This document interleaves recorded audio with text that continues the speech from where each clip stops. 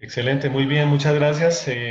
A todos nuestros participantes un cordial saludo de parte de la Academia Delta, quien en alianza con Seminarios Web El Mundo Cambió, pues llevamos a cabo estas jornadas de capacitación y de cursos, de formación, de seminarios, de muchas actividades y jornadas académicas en las cuales nuestro aliado estratégico es Seminarios Web El Mundo Cambió a través de su plataforma y pues de nuestra parte el mayor... nuestro mayor deseo en compartirles conocimiento. El conocimiento es abierto para todos y así debe ser. No debe ser reservado, sino compartirse para que esto tenga impacto y sea socializado. El día de hoy nos acompaña el doctor Carlos Rojas. El doctor Carlos Rojas tiene una trayectoria bastante amplia a nivel profesional, a nivel técnico y obviamente en su transcurrir académico también tiene importantes logros. Yo quisiera que más que yo presentarlo, quisiera que Carlos nos compartiera un poco quién es Carlos Rojas y pues obviamente bienvenido Carlos. Muchísimas gracias por aceptar nuestra invitación y de compartir tus conocimientos con este honorable recinto virtual quienes nos acompañan. Muchas gracias, Carlos, por favor, ¿te presentas? Hola, buenas tardes. Compartir mi presentación. ¿La vemos? Por favor, ¿me confirman? Sí, señor. Mi mayor, buenas tardes. Mayor, muy buenas tardes. Buenas tardes, Gabriel y Carlos. Un placer saludarlos. Bueno, muchísimas gracias por esta invitación. Primero, hacer la salvedad que en esta vez estoy como invitado. No estoy organizando, sino como invitado a dictar esta charla. Mi nombre es Carlos Rojas, Carlos Alberto Rojas Aguirre. En este momento me desempeño como gerente comercial y de confiabilidad de Seguridad Selecta, una compañía que lleva más de 25 años en el mercado. Y pues una trayectoria en seguridad y a nivel profesional de más de 20 años, donde hemos podido transcurrir, creo que los diferentes puestos de la seguridad, conociendo de ellos y pues aprendiendo mucho, y en esta oportunidad pues me toca estar aquí frente a ustedes como contándoles un poco de esa trayectoria. El curso que nos atañe hoy, o lo que vamos a hablar durante estos días de curso, es sobre la protección a instalaciones, el riesgo a las mismas en seguridad física y protección de instalaciones. Vamos a arrancar con este videito, porfa, porque creo que este video es un resumen o es un abrebocas esencial a lo que vamos a ver en todo el curso. Porfa, me confirman si se escucha el audio. Reputación corporativa. ¿Qué ¿Se escucha el audio ahí? Perfecto, se escucha claro y fuerte. Listo. es? Es un activo intangible generador de valor para las organizaciones. Por lo tanto, las empresas deben monitorearlo y gestionarlo, ya que con muchos intangibles no puede ser comprado, debe ser generado por la propia empresa. Un intangible es aquello que no se puede medir, es la diferencia entre el valor de los libros y el valor de mercado.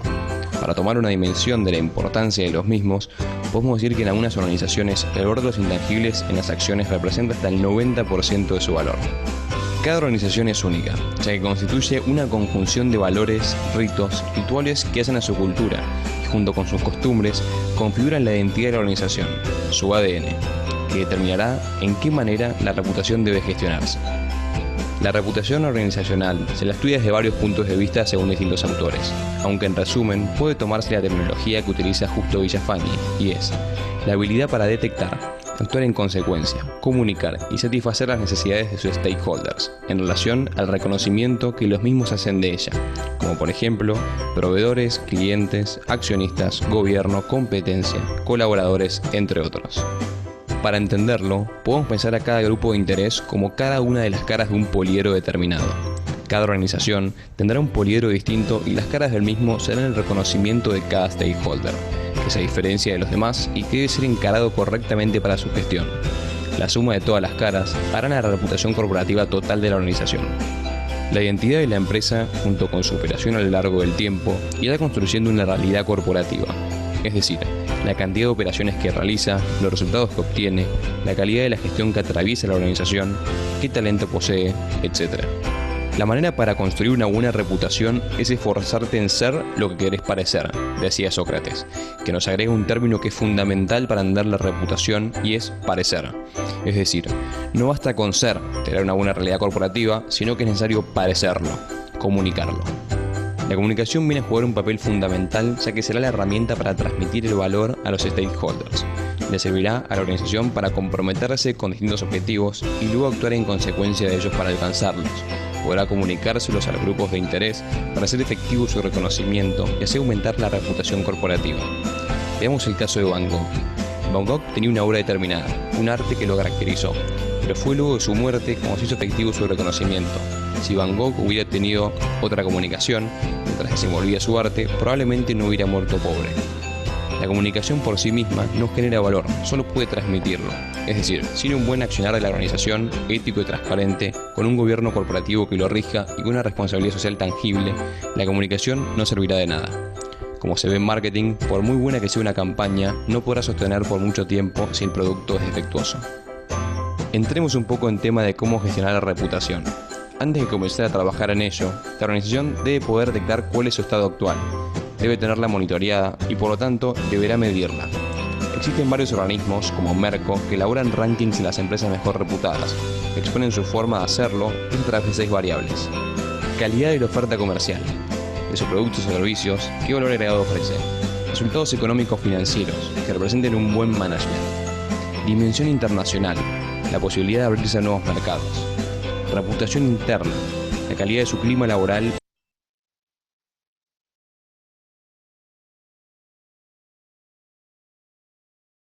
Se pausó el video, Carlos. Sí, se pausó el video, qué pena. Sí, sí, un momento. Vamos a ver qué pasa.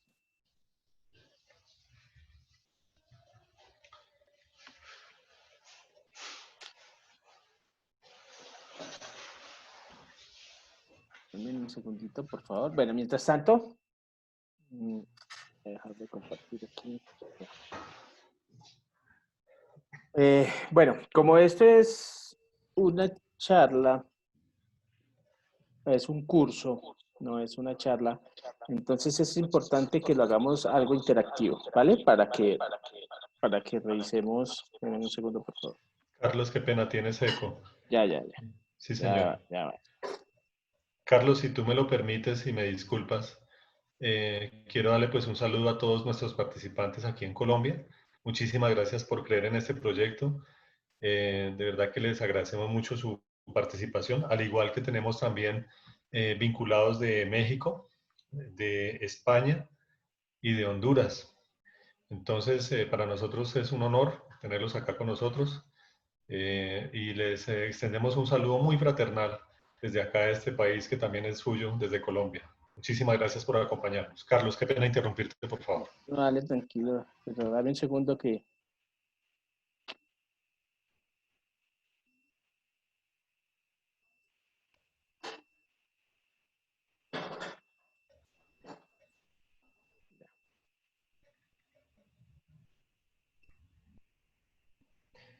Quiero recordarles a todos nuestros participantes que hoy a las 5:30 de la tarde, una vez que termine Carlos su exposición, tendremos al ingeniero Jefferson Suárez, quien nos va a acompañar en otro tema importantísimo y pues obviamente tiene una amplia experticia para llevar a cabo y adelantar esta jornada académica. Listo, ya. Bien.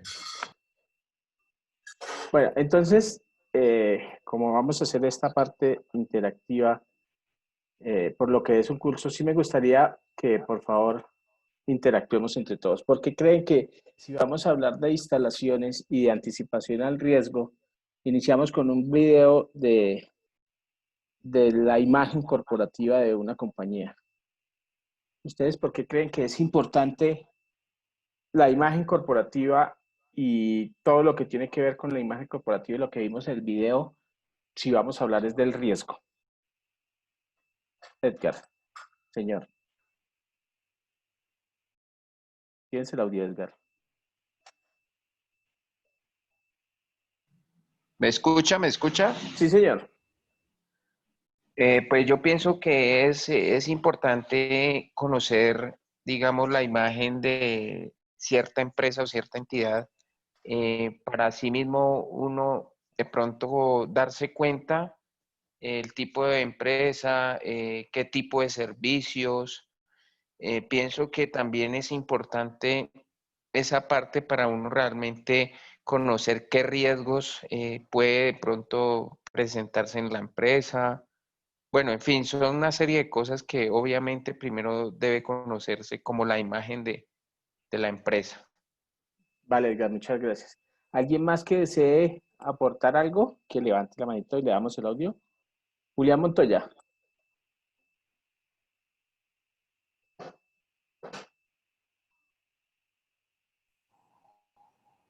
Alejandro. Sí, Sí, buenas señor. tardes. Buenas tardes. La imagen corporativa de la empresa nos dice varias cosas. Primero, qué tanta experiencia tienen en el mercado, quiénes son, eh, si son aptos para lo que uno necesita. Cuando uno busca la imagen corporativa de una empresa, lo que uno busca es recorrido, confiabilidad, experiencia, si tienen los recursos que uno necesita. Y la imagen corporativa de la empresa, cuando uno empieza a buscar su visión y quiénes son, nos da a conocer si son realmente quienes están prestando los servicios que nosotros necesitamos al momento de mirarla. La imagen corporativa es el marketing que se vende a partir del cual nosotros vamos a hacer el servicio el cual necesitemos. Sí, señor. Muchas gracias. Juan Camilo, tienes el audio. Bueno, buenas tardes a todos. Es porque si dentro del curso vamos a ver la gestión del riesgo, la anticipación del riesgo, pues obviamente en ese análisis que vamos a hacer hay un riesgo muy importante que es el riesgo reputacional, que afecta de una u otra manera si se llega a dar ese impacto o si se llega a capitalizar ese riesgo en la imagen corporativa de la empresa. Gracias. Muchas gracias, Juan Camilo. Exacto. Edgar. Ah, Julián. Julián, por favor.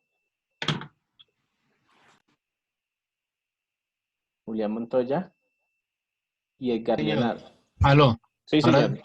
Sí, ¿sí me señor. escucha? Sí, señor. Sí, señor, pues ahí aportando al tema sobre el tema de que si uno tiene, no tiene buenos controles de acceso en la empresa o se llega a materializar algún riesgo que uno tenga contemplado, pues estos pueden llegar a impactar de manera directa a la imagen de, pues, de la misma empresa. Entonces, por eso está muy acorde el video que usted coloca, porque pues si yo no controlo los riesgos de mi empresa y se materializa uno, pues impacta directamente a la imagen. Exacto. Vale, muchas gracias, Julián. Y Edgar Leonardo es la última persona que tenemos por aquí. Edgar Leonardo. Sí. Sí, señor. Buenas tardes. Buenas tardes. Bueno, ¿por qué es importante la reputación en una empresa? Primero que todo, hay que entender que la reputación es un activo intangible de una empresa. ¿Y por qué es importante la reputación en una empresa? Porque le permite a la empresa acceder a nuevos mercados, aumentar el precio de sus acciones, le permite aliarse o le permite acceder a nuevas alianzas con socios estratégicos.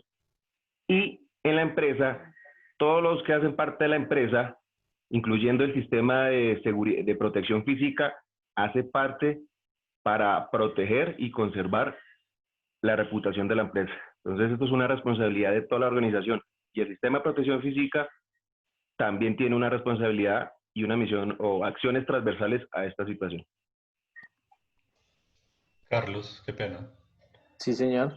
Por nuestro chat nos dice el señor Julián Montoya, porque cualquier situación que pase en la empresa, la materialización de un riesgo puede impactar directamente la imagen de la misma. Muchas gracias. Ok.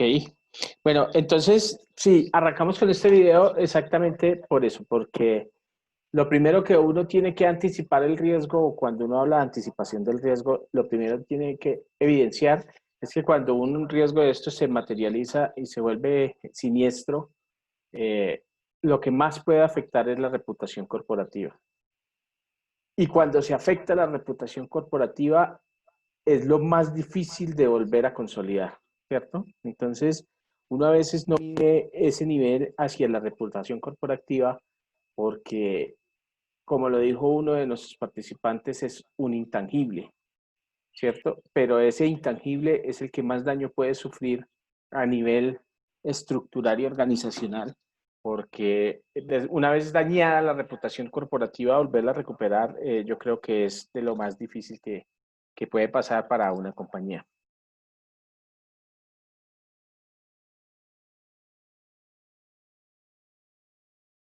Bueno, cuando empezamos a hablar del riesgo, entonces empezamos a hablar de percepciones.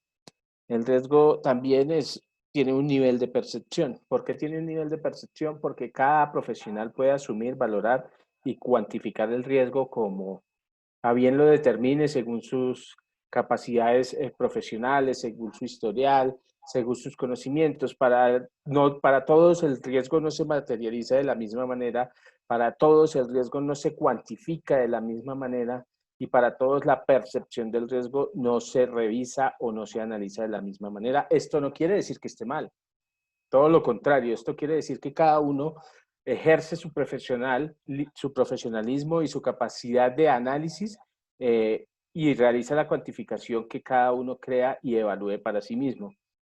Nosotros hoy en día estamos enseñados o venimos trabajando en una cultura de la materialización o la calificación del riesgo bajo unas matrices. Pero ¿qué es lo que pasa? Cuando uno trabaja el riesgo sobre matrices, a veces termina trabajando o captando falsos, porque el riesgo sobre matrices y el riesgo cuantificado, calificado y evaluado sobre matrices a veces no nos dan esa excepción al detalle que nosotros necesitamos evaluar y cuantificar para poder saber si el riesgo que nos afecta o nos atañe es totalmente real, ¿cierto? Regáleme un segundo.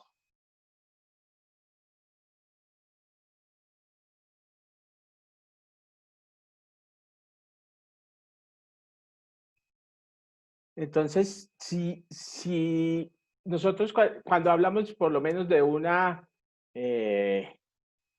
grandes superficies o la materialización del riesgo en las grandes superficies, cuando se materializa el riesgo en las grandes superficies y lo vamos a evaluar, una cadena de grandes superficies tiene muchas tiendas, pero el riesgo en cada tienda es totalmente diferente. Entonces, si nosotros lo evaluamos sobre matrices, estamos atacando falsos, porque también depende de la posición geográfica donde esté ubicada la tienda, depende de el estrato donde esté ubicada la tienda, depende de la estructura que tenga la tienda, depende de la capacidad de ingresos que tenga la tienda. Entonces, cada una de las tiendas, así sea de la misma cadena, pusimos un ejemplo de una tienda, pero podemos poner el ejemplo en clínicas, podemos poner el ejemplo en cualquier otro tipo de institución, en empresas que tenga filiales o que tenga sedes en diferentes lados, la materialización del riesgo o la evaluación del riesgo para cada una de ellas es diferente. Y si hablamos de percepción, y si yo les pregunto a cada uno de ustedes, ¿qué percepción les da esta imagen? Ustedes que me responden. Vamos a ver qué percepción tiene esta imagen para ustedes. Voy a bajar la mano y volvemos y levantamos la mano del que quiera participar, por favor. ¿Qué percepción le da a usted esta imagen? Alejandro. Y sigue Antonio, por favor. Alejandro y luego Antonio. Antonio Pinzón. Alejandro, por favor. Hola. Sí, señor. Inseguridad, pero no es del sitio, sino inseguridad de la persona. Sí, ok. A usted esta imagen le refleja inseguridad. Vale. Voy a abrir varios micrófonos como para que interactuemos entre varios. Tiene abierto Antonio, Edgar y Edgar Leonardo. Lo tienen abierto el micrófono los que me alzaron la mano. ¿Por qué quiero abrirlo entre varios? Porque quiero que interactuemos. A Alejandro García la imagen le refleja inseguridad de la persona. ¿A Antonio qué le refleja? Inseguridad del sitio, del lugar. Ok, inseguridad del lugar. ¿A Edgar qué le refleja? Buenas tardes. A mí me refleja excesivos controles también. Excesivos controles. ¿Y a Edgar Leonardo? Sí, yo ya acabé de hablar. Excesivos controles. Ah, ok. El otro Edgar, soy yo. Hola, Edgar, sí. ¿Cómo está? Qué pena, Edgar Augusto. Dale, Edgar. A mí o sea, inseguridad de la persona y inseguridad del sitio. Las Inse- dos. ¿Y por qué inseguridad de la persona? Sí, porque pues de pronto, digamos, la bicicleta, él la ha asegurado, pues, a lo que yo veo aquí, la ha asegurado muchísimo. Ok. O sea, perdón, si de Sí, señor. pronto inseguridad en la persona es, ¿por qué? Porque, hombre, si yo me siento seguro con uno o dos candados, entonces le pongo más, porque Exacto. el sitio puede ser un lago, ¿cierto? Pasa mucha gente, pero con uno o máximo dos candados, pues listo, la aseguro. Pero tantos candados, eso para mí es inseguridad de la persona, porque, o sea, le Claro. voy a poner 2, 3, 4, 5, 6, tiene más de 10 candados. Yo no me siento seguro con dos candados que le pongo, le voy a tener que poner 10 y yo me siento seguro de que ella está segura. Ok. Antonio Pinzón, ¿y usted cree que los que reflejaron inseguridad de la persona o los que reflejaron inseguridad del sitio están errados?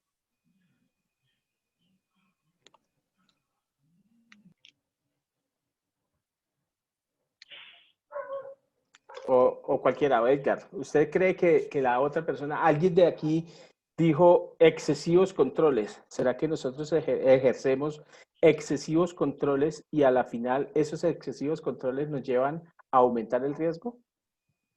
Lo que pasa es que, a ver, cuando vemos la gráfica, ahí lo que necesitamos es entender el contexto.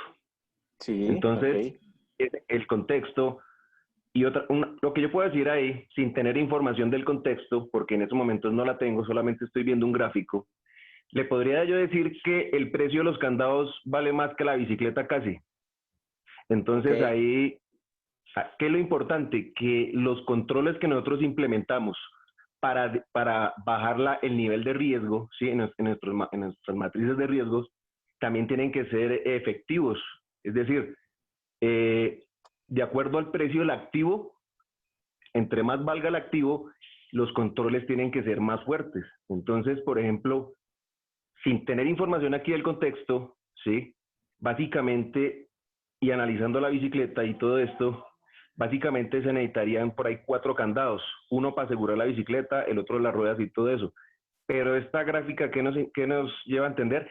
Que necesitamos información del contexto para tomar medidas acertadas y efectivas y eficientes. Ok, Edgar, mire que ahí quería yo llegar a un punto esencial y es que cuando nosotros hablamos de excesivos controles, lo importante en la anticipación al riesgo es conocer nuestro negocio, o es conocer qué es lo que nosotros queremos proteger, o es conocer cómo funciona en realidad. Usted lo acaba de decir muy claro. Si nosotros nos ponemos a sumar la cantidad de candados que tiene esta bicicleta, vale más que la cicla, ¿cierto? Entonces, ¿estamos protegiendo una realidad o estamos atacando un falso? ¿Cierto? Porque a la final no termina teniendo sentido si nosotros no conocemos de plano qué es lo que queremos proteger o qué es lo que queremos. Entonces, todo es también percepción, ¿cierto? Entre lo que nosotros queremos y entre las realidades de nuestro negocio. Por eso es importante conocer nuestro negocio. Es importante conocer qué es lo que tenemos. Ahora vamos a hablar de matrices o de puntos claves que se necesitan en la anticipación del riesgo y tener un riesgo controlado o en tener un riesgo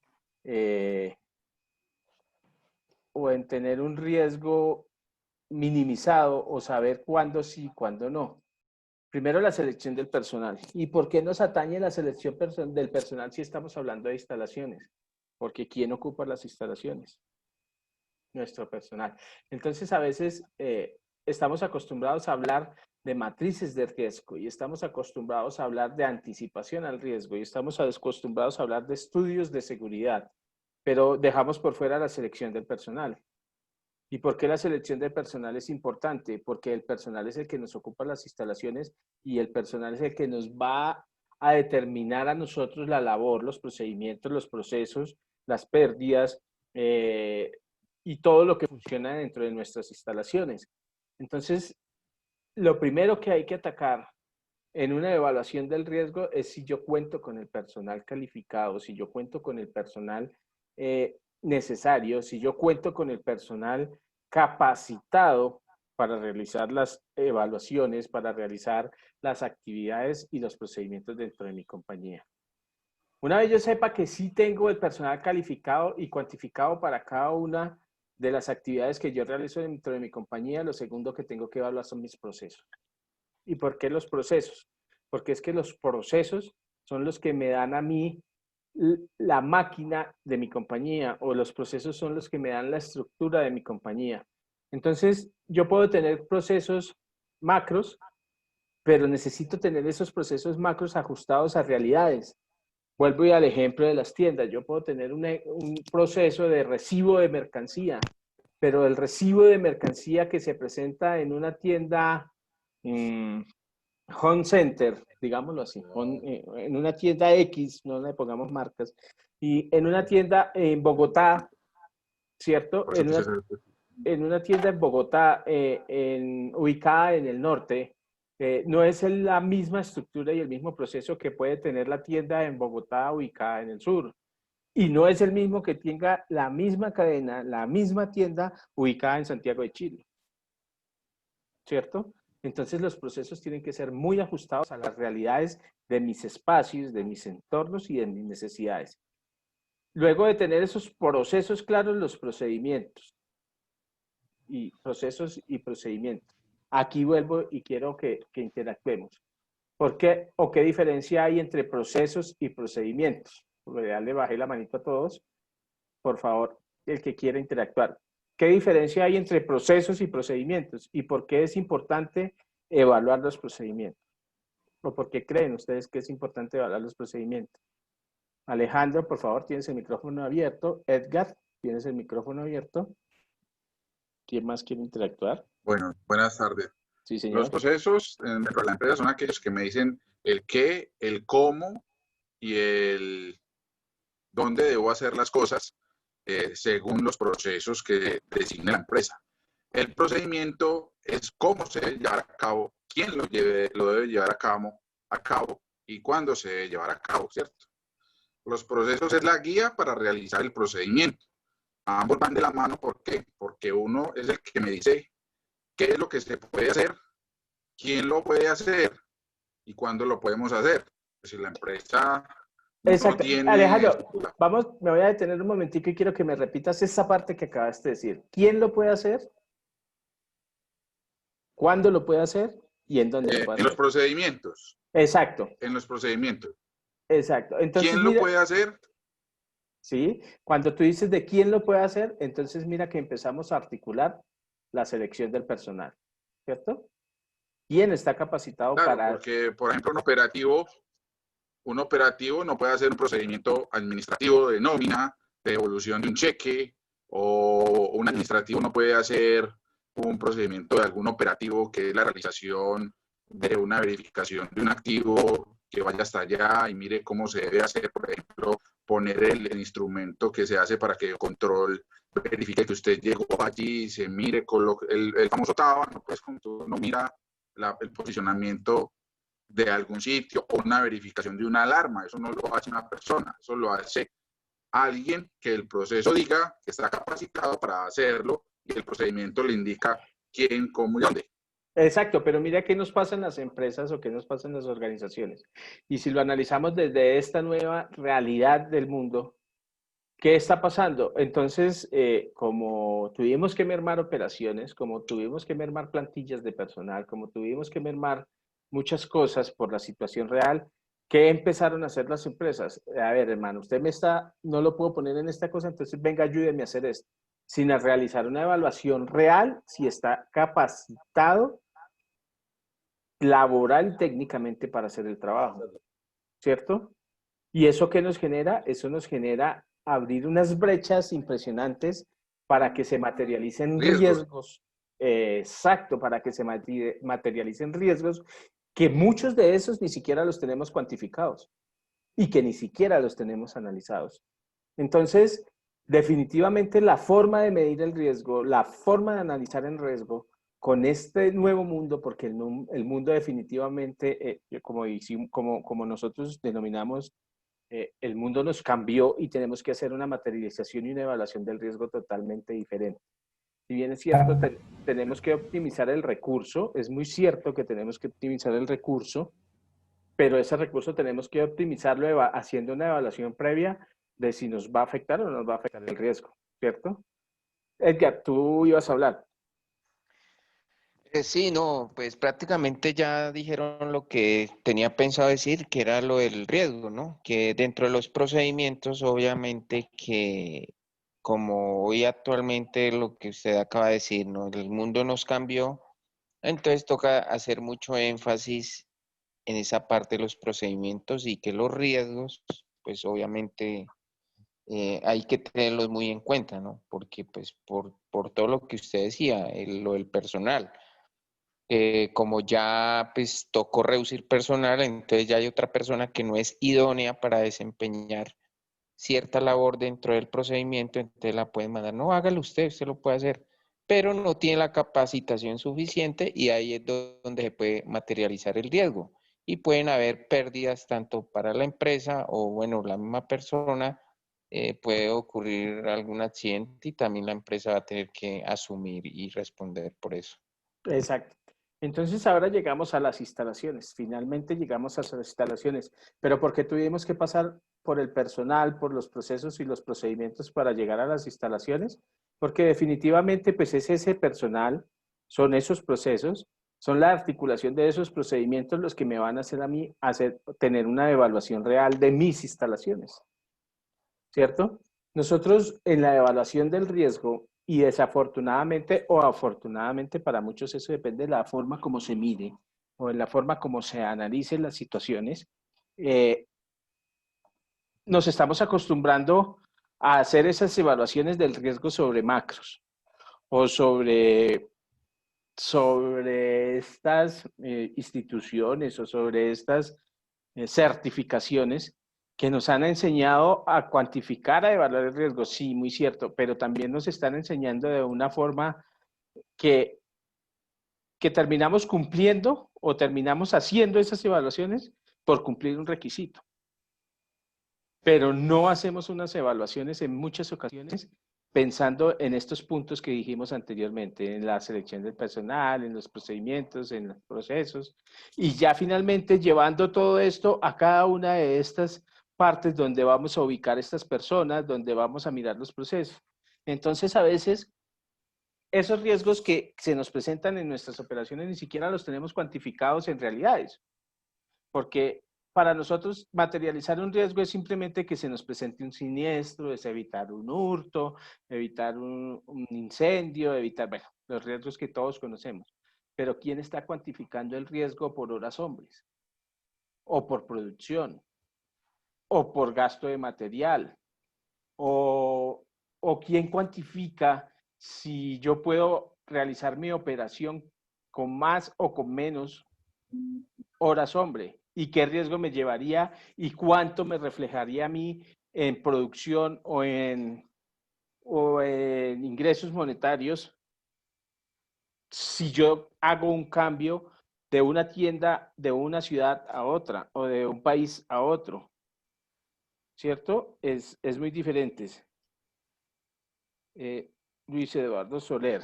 Luis Eduardo Soler quiere participar. Denme un segundo, por favor, lo buscamos. Luis Eduardo Soler, ¿ya te di el audio, por favor? Luis Eduardo. Debe habilitar la función del micrófono para que pueda hablar.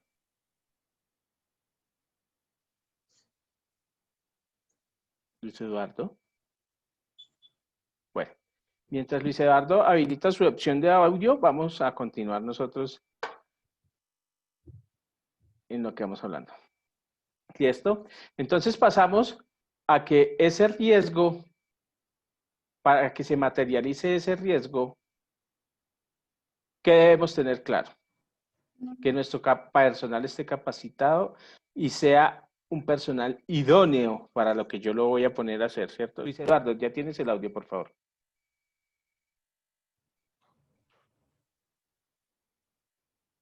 Luis Eduardo.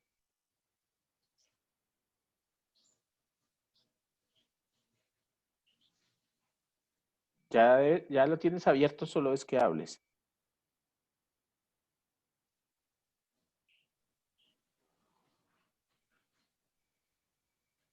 Bueno, entonces, cuando nosotros hablamos de una materialización o una anticipación al riesgo, pues anticipemos ese riesgo capacitando al personal, pero capacitando al personal sobre realidades.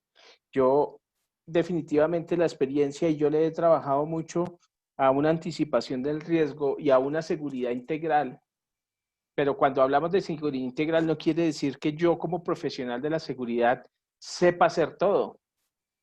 Porque eso es otra costumbre que tienen las empresas o que tenemos en las empresas, que cuando hablamos de integralidad es que un solo profesional haga absolutamente todo y sepa de cámaras, y sepa de ingresos, y sepa de salidas, y sepa...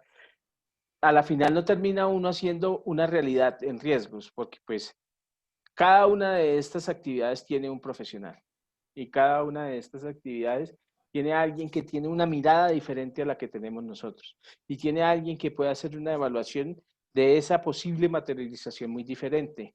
Entonces, debemos capacitarlo sobre las realidades, debemos capacitarlo sobre lo que se requiere. Y yo insisto en por qué hay que hacerlo determinado y por qué hay que hacerlo sobre una realidad, porque volvemos a lo mismo. Cada empresa, así tenga instalaciones en diferentes ciudades, en la misma ciudad, en diferentes zonas, la capacitación que recibe el personal sí debe ser una macro para un proceso, pero para el procedimiento o para la instalación debe ser una capacitación intrínseca y dedicada siempre a lo que se necesita en cada uno de estos puntos, que sea real y sobre lo que se necesita.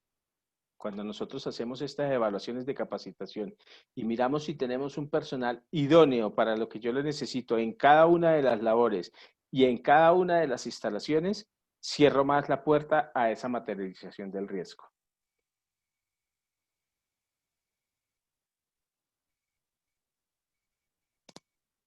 ¿Por qué pongo estas diapositivas? El 67% del robo de las empresas lo hacen sus propios empleados. El robo es el principal problema de las empresas y la consecuencia de contratar mal a un empleado. ¿Qué tiene que ver esto con la anticipación al riesgo? Edgar. Bueno, yo pienso que esto es muy importante porque como ahí mismo lo dice en El Espectador, el 67% del robo, ¿sí?, lo hacen los mismos empleados internamente. Entonces, obviamente que si usted no tiene una buena o una excelente selección de personal, créame que ahí ya el riesgo no se va a materializar de momento, pero a futuro se va a materializar. Cuando usted realmente no hace una excelente selección del personal que le va a laborar a su empresa, el perfil, estudio de seguridad, ¿sí?, la persona de dónde viene, dónde trabajó, todo el tema. Entonces yo pienso que es importante comenzar de ahí, de seleccionar realmente el personal que va a laborar directamente con la empresa. Sí, señor. Alejandro. Buenas tardes. Bueno, yo como jefe de seguridad y digamos que siendo acorde a los lineamientos, por ejemplo, del ISO 31000 que manejo, uno, independientemente sea la empresa, sea una empresa de legumbres, sea una empresa de automotriz, sea una empresa de abarrotes, sea la empresa que uno sea, al momento de evaluar los riesgos, así como dicen los anuncios, hay que mirar dónde está el mayor porcentaje de riesgos. Y el mayor porcentaje de riesgos son los empleados por hurtos internos. Si el mayor porcentaje de riesgos es de pronto un software, un malware que me pueda robar la información. Si el mayor porcentaje de riesgos viene de personas externas, ataques, secuestros, asimismo debo empezar a capacitar y a enfocarme en dónde está el mayor porcentaje de riesgos, indiferentemente de cuál sea el rubro de la empresa, sea servicio, prestaciones, bueno, independientemente. Y sí, tienes digámoslo así, enfoque, diría yo, en el personal, en que veo yo de que la mayor cantidad de peligro que hay en las tres diapositivas, en las tres imágenes, está enfocado a que el riesgo es del personal de la empresa.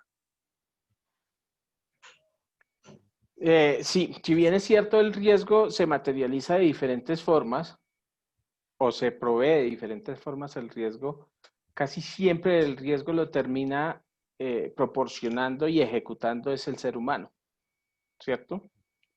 Entonces, por eso es que es tan importante hacer esa evaluación del riesgo iniciando sobre el ser humano. Karel, alzó la mano, Karel Roberto Delgado. Sí, hola, ¿qué tal? Buenas noches, ¿se me escucha? Sí, señor. Sí, hola, ¿qué tal? Un cordial saludo desde España.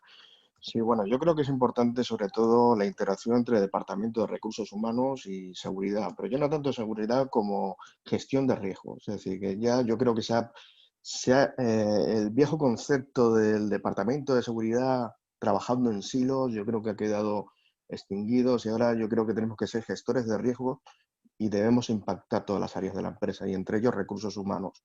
De ahí que a la hora de la contratación es importante saber qué activos vamos a contratar, hacer un pre-screening, una preinvestigación, sobre todo en puestos que son de vital importancia, estratégico para la compañía, ya que se nos pueden producir fugas de información y, como bien dice usted, factor humano o la capa 8 del modelo actual, que es el ser humano, es el eslabón más débil de la cadena de protección. Muchas gracias.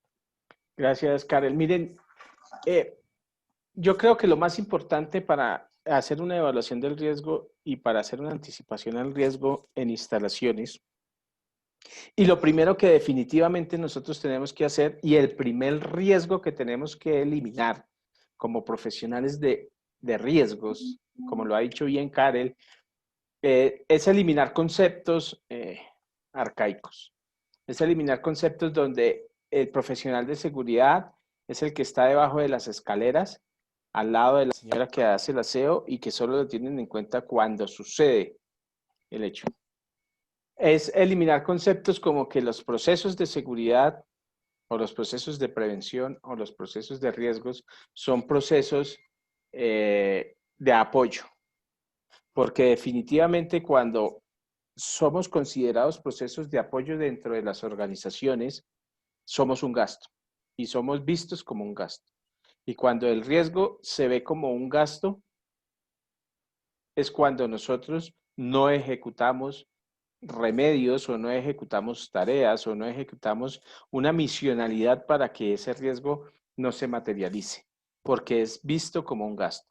Cuando su proceso de seguridad dentro de las compañías o su proceso de prevención pérdidas o su proceso de riesgos, como lo quieran llamar, sea visto como un proceso misional, en ese momento estamos empezando la primera etapa de la eliminación de riesgos.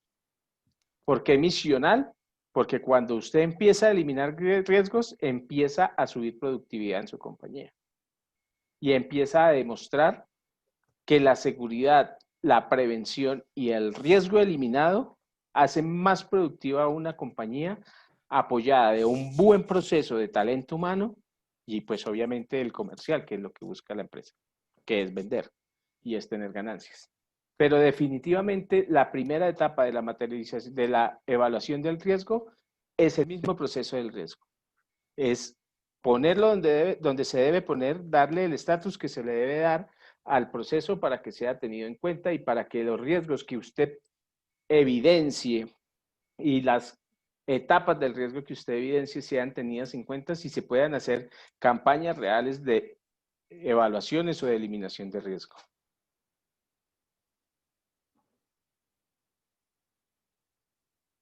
Nosotros estudiamos el riesgo, nosotros evaluamos el riesgo, nosotros tenemos claro el riesgo. Pero ¿qué necesitamos para que esa evaluación y esa estructura y ese estudio del riesgo se pueda minimizar la credibilidad. Cuando nosotros tenemos credibilidad en ese estudio del riesgo, en esas matrices, en esas evaluaciones, pues podemos llevar a una realidad que es la verdad. Perdón. Y es demostrar verdades, señores. Porque vuelvo e insisto yo en que el riesgo no se debe evaluar sobre matrices. Porque cuando usted evalúa el riesgo sobre matrices y se lo enseña a cada profesional va a evaluar esa matriz de una manera diferente. El riesgo debe evaluarse sobre realidades. El riesgo no debe evaluarse sobre constantes. El riesgo debe evaluarse sobre hechos reales. Es muy cierto y pues es muy claro que para yo certificarme en cualquiera de las certificaciones que hay, me piden evaluaciones de riesgos hechas sobre las diferentes matrices. ¿Qué tipos de matrices utilizan ustedes como profesionales del riesgo? A mí me gustaría escuchar.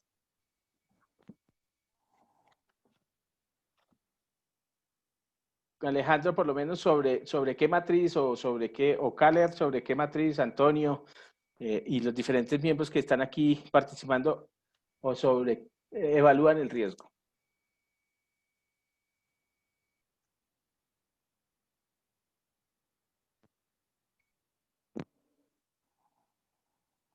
¿Aló? Aló. Señor. Bueno, generalmente yo la hago sobre la norma ISO 31000. Ella me vincula la parte administrativa, los procesos administrativos, el proceso de talento humano, el proceso de selección, a través de qué plataforma se hace el proceso de selección o a través de recaudo de hojas de vida, quién hace las visitas domiciliarias. La norma ISO me trae ya una, sí, es cierto, me trae una base, como una plataforma o una estructura de cómo hacerlo y simplemente es seguir los pasos de la norma ISO 31000 y vincular todos los procesos en una sola. Así hago un estudio de riesgos unilateral que me va a arrojar una vulnerabilidad, si es alta, media o baja. O baja, perfecto. Y de pronto en algún momento de su etapa como evaluador de riesgo, usted ha tomado como desmenuzar esa norma, desmenuzar esa matriz y no hacer la evaluación sobre la matriz que le muestra o sobre la especificación que le muestra la matriz, sino sobre las realidades del sitio y del proceso que está evaluando. Es que sí, obviamente hay que hacerlo, porque no es lo mismo hacer una evaluación del riesgo para una empresa en Medellín, hacer una evaluación de un riesgo para una empresa como lo he hecho en Dabeiba. O sea, los riesgos, factores, población, incluso los factores de orden público varían. Entonces, sí, hay que modificarlos. Exacto. Entonces, cada vez que uno hace este tipo de evaluaciones, pues las normas están hechas por algo y para algo, y eso no quiere decir pues que las normas estén malas o que no se deba hacer, sino que cuando uno coge esas normas, pero coge ese macro y lo lleva a su fondo, no a la forma, sino al contexto, sino al fondo de cada una de las evaluaciones que nosotros hacemos. Y de pronto, ¿por qué no terminar creando? Yo por lo menos tengo una matriz que yo hice de la unión de varias normas o de la unión de varios métodos de evaluación. Me ha funcionado muy bien, porque yo lo que cogí fue que hice de diferentes métodos de evaluación, hice de a poco, escogí algunas partes que me llamaron la atención o que me parecieron mucho más productivos y los uní. Y esto me llevó a crear una matriz propia que me genera no solo esa evaluación de medio, alto, bajo, sino que me genera una evaluación mucho más completa, mucho más compleja, pero compleja en el sentido que me da unos resultados mucho más claros. Y yo por lo menos evalúo, pero evalúo tiempos de exposición, evalúo tiempos de exposición al riesgo, al proceso, al procedimiento, y me ha resultado muy ganadora. Pero pues lo que hice fue unirlas, y entonces a cada una de las instalaciones la hago de una manera diferente. Ahora, ¿qué es importante? Es tener claro y evaluar cómo lo voy a trabajar y tener un método de anticipación del trabajo. Pero pues esto es algo como más complejo que en un próximo curso o en una próxima podríamos revisarlo que es cómo manejar una carta GAN. ¿Cuántos de ustedes saben cómo se maneja una carta GAN y para qué sirve una carta GAN en la evaluación de riesgos?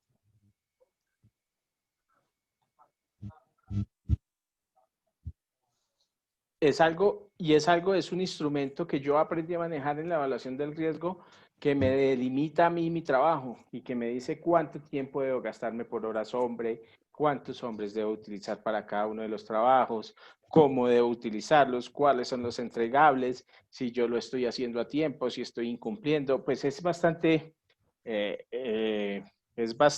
ganadora trabajar esta carta GAN. Yo les dejo mi número, los que quieran contactarme, me pueden contactar por WhatsApp y yo también, si quieren, les puedo compartir este método de trabajo que a mí me ha servido muchísimo. No sé si alguien más quiera hasta aquí, hasta donde vamos.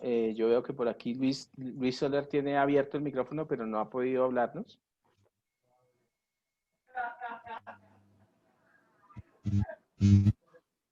Luis.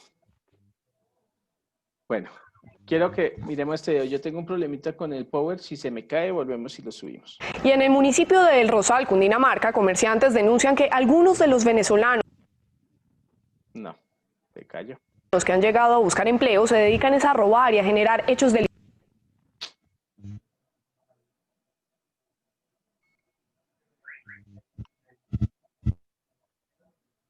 Qué pena con ustedes que tengo un problemita con el power.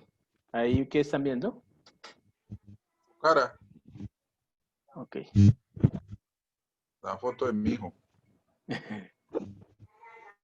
No se comparte ahora la pantalla. Regáleme un segundo, por favor.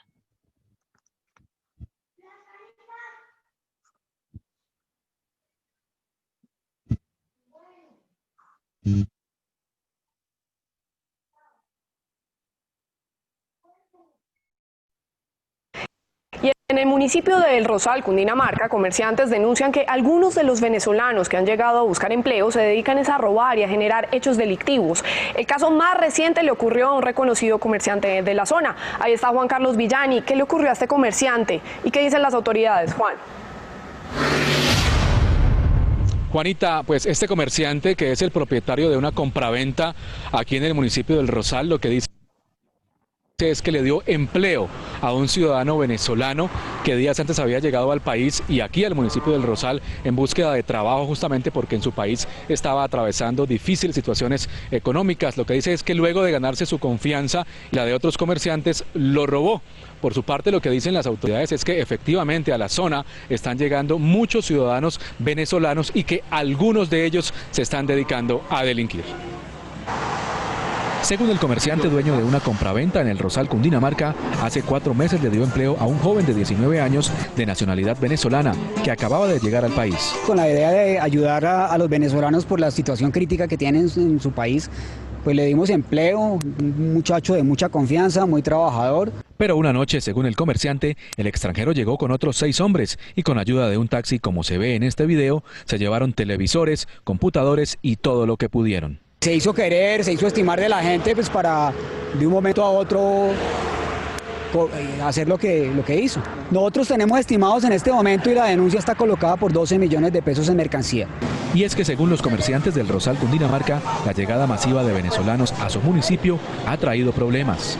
Se escuchan comentarios que llegan también a formar como conflictos. La policía asegura que está siguiendo el rastro a los delincuentes que cometieron el robo, incluido el venezolano. Con base en unos videos, en unos testimonios, para lograr la captura de esas personas responsables de este hecho.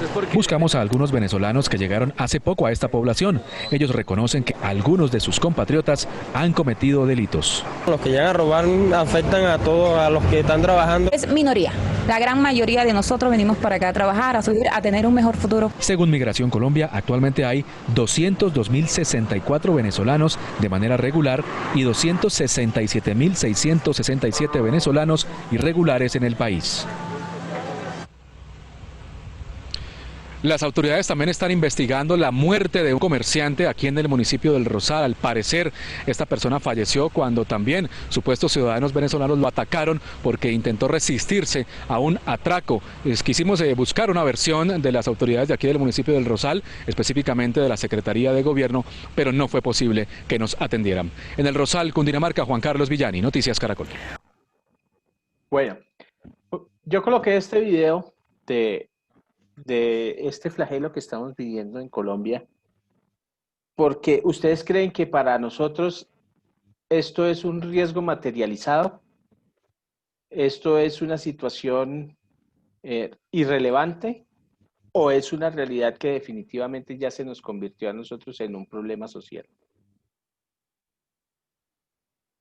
Y no, efectivamente, ahí se demuestra que como no se le hizo un proceso de selección, simplemente por lo que le vieron la necesidad, porque pues fue buena persona y demás, pues accedieron a darle el trabajo. Y pues como desafortunadamente no tenemos cómo verificar antecedentes y demás de personal extranjero, pues ahí se limita un poco el tema y pues por eso efectivamente se materializan ese tipo de riesgos y es una realidad que estamos presentando aquí en muchas partes.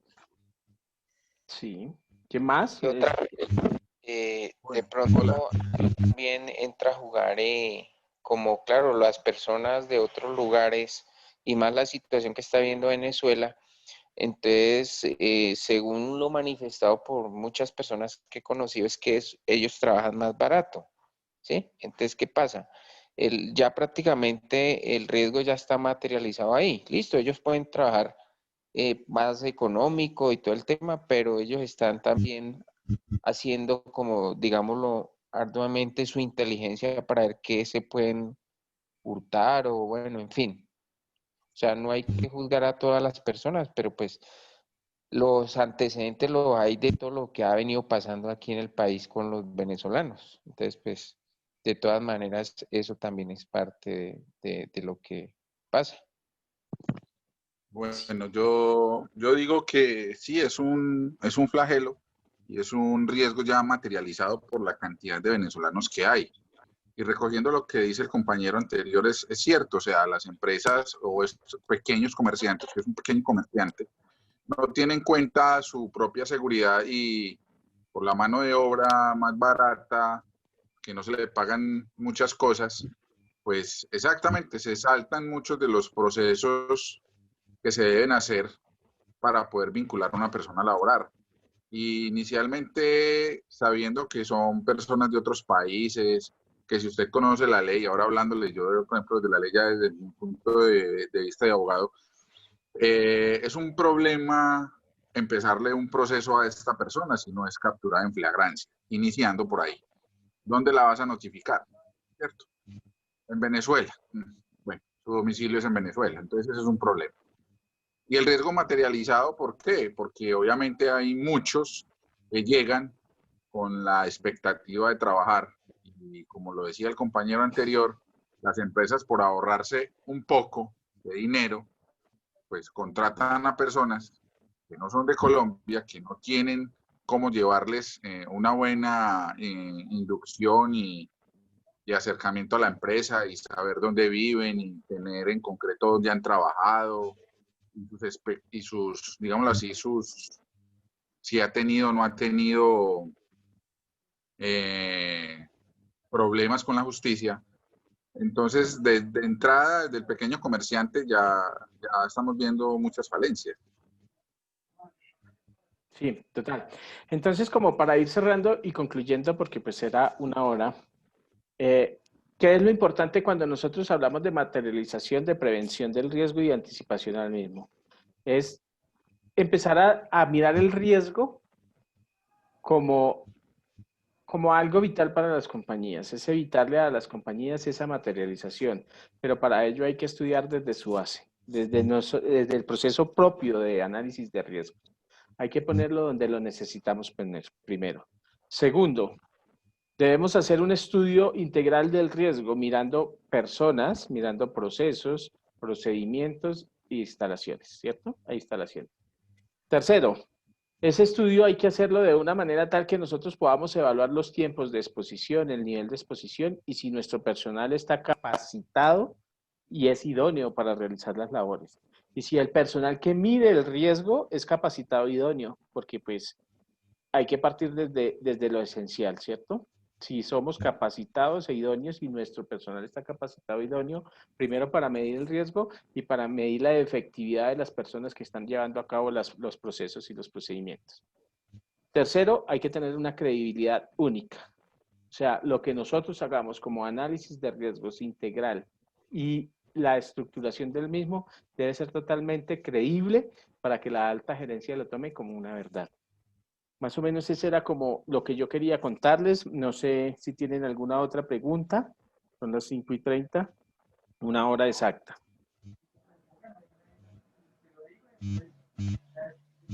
No sé si alguien tiene alguna inquietud, alguna duda.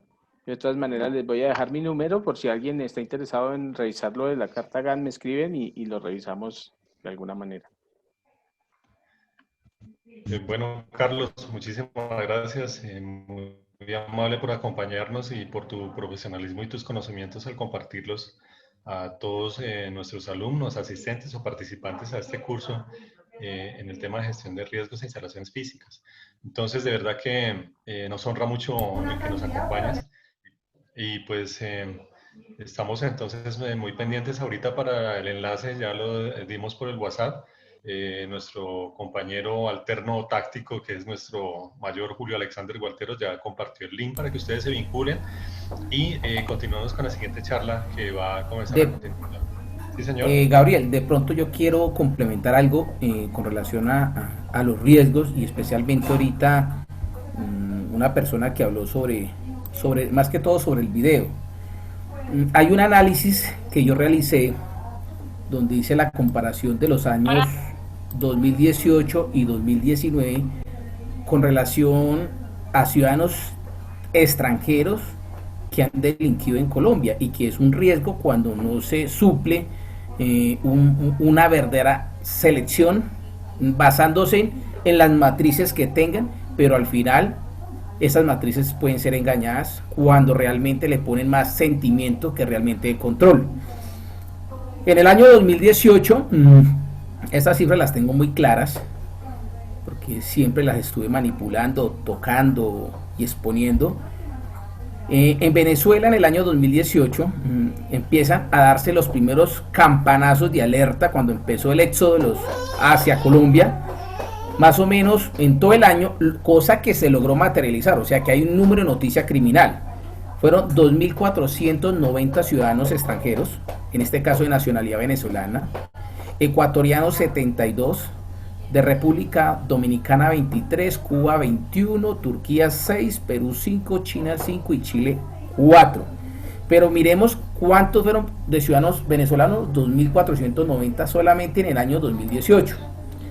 Como la tendencia iba al aumento, en el año 2019, imagínense, se duplicó esa judicialización, que fueron 4.779 ciudadanos ya, ecuatorianos se mantenían en la misma, 72 subieron a 77, entonces esto nos genera que ahorita con esta recesión económica a causa del COVID, pues si nosotros no realmente fortalecemos esa selección, esa incorporación y no hacemos de pronto una inyección en cualquier tema, así sea una prueba de polígrafo, realmente hay empresas que dicen hacer verificación en base de datos, pero yo les hago la siguiente pregunta, si hay abogados acá, y someto esta pregunta a debate de todos. No existe una empresa en Colombia que garantice que entran y revisan base de datos que tienen limitaciones. Por ejemplo, cuando usted entra al SPOA, usted no puede entrar al SPOA porque eso es una clave que se lo dan a una persona específica, y cuando usted ingresa, usted tiene que escribir a qué ingresó y por qué consultó esa cédula. Muchos no ni siquiera revisan ley 600, muchos no revisan, por ejemplo, el Registro Nacional de Medidas Correctivas, donde realmente se encuentran posibles conductas que afectan la seguridad y la convivencia ciudadana. Entonces, en ese tema, yo creo que se debe hacer una buena selección, hacer una buena inversión, porque si nosotros solamente incorporamos un solo ciudadano, que sea proclive a que lo corrompan o haga parte de la cadena criminal, porque hoy en día, ¿qué hacen las cadenas criminales? Buscan la forma de incorporar 1, 2 o 3 personas dentro de las empresas. ¿Para qué? Pues de esta forma aumentar ese autorrobo, llamémoslo así, o ese hurto interno en las compañías. Entonces, por eso es importante que hagamos esa selección muy clara. ¿Por qué? Cuando uno interactúa y hacía las entrevistas a cualquier integrante de una banda, decía, no, es que eso es fácil hacer la inteligencia de las empresas. La selección que hacen a veces las oficinas de talento humano no es rigurosa. Llegan muchas carpetas y ellos por pasan. Entonces eso es fácil, que nosotros podemos presentar 4 o 5. Solamente necesitamos que pase uno.